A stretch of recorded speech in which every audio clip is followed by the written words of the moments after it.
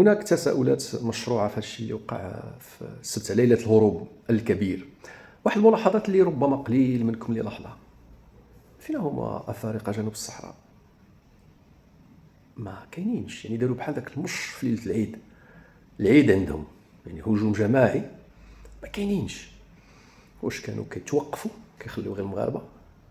وعلاش؟ التفكير ديالي والتحليل ديالي ربما نكون خطأ. لي زافريكان جنوب الصحراء لو كان دخلوا لسبته، بلا ما نقول شي كلمه خايبه، والله ما يخرجوا. غتوقع مجزره، غتكون فضيحه بقلاقل، وتوقع فيها تحريات، لان غادي يقدروا يتقتلوا في سور ان تيريتوار اوروبيان. ماشي بحال داك اللي وقعت في 2021 ولا 2022 اللي ما عقلش شحال من مهاجر من جنوب الصحراء كانوا بغاو يهجموا هجوم جماعي، عشرات منهم قتلوا. ما وقع والو، مشاو. ولكن تخيل معايا لو كندخلوا لاوروبا، لان سبته كتعتبر ارض اوروبيه لحد الان، ارض اسبانيه. لو كندخلوا تماياك وقعت مجزره، وهذوك ما يخرجوش لان جايين من مناطق حرب اهليه. فهمتني؟ غتنوض حرب اهليه تماياك، وغتنوض الروينه، وغينوض حمام ودم. اللي هنا كيبين لك باللي ربما كانت شي حاجه خلف الكواليس. اوكي، هذه هي الملاحظه الاولى، وهذه ربما الايام اللي غتبينها. ما غاديش ندخلوا في دوك الحيتيات ديال التدخلات اقليميه وخارجيه، وكيفاش ديك يونيا ميلوني استغلت الفرصه وديريكتومون قالت لهم باللي سانشيز المساند للقضيه قالت لهم بانه خاصنا نخرجوه من شنغن. هذه غير تاويلات، ما كانش شي دلائل، ولكن حنا كنديروا بحال بوزل. علمونا في كي كنقراو الصحافه، كدير بوزل، كتجمع الاخبار، كتعطيك واحد ان اونسومبل، ومن داك لونسومبل كتاخذ استنتاجات وكتقول ربما. الحاله الثانيه او الملاحظه الثانيه: واش حنايا كلاب؟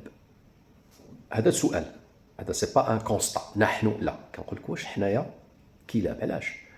كنشوف الوسائل الاعلام العالميه، السي ان ان، القنوات الهولنديه، البلجيكيه، الفرنسيه، كتقول وللاسف سقط او مات 18 ضحيه. البارح خليتهم في 18 شخص غرقا. راه خاص يكون عندنا حداد في البلاد ديالنا. 18 مغربي يا صاحبي، 18 مغربي. هذاك السبع وحنا ولنا والحب الوطني يا وطني والمغرب. 18 مغربي. انا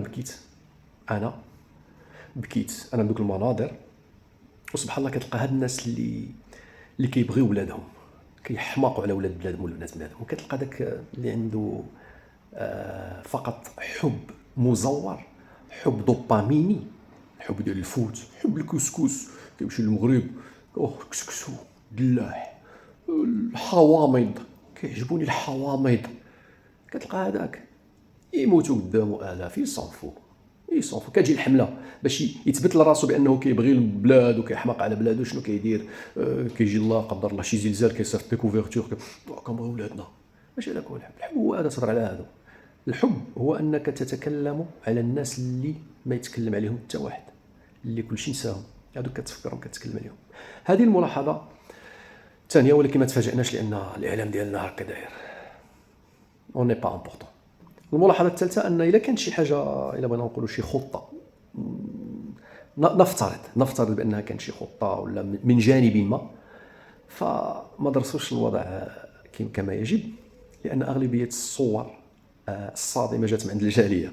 نساو باللي لي ام ار لي ماروكان ريزيدون على لترونجي كانوا داخلين وكانوا غادي يصوروا شي حوايج، يعني كتبين الواقع على حقيقته.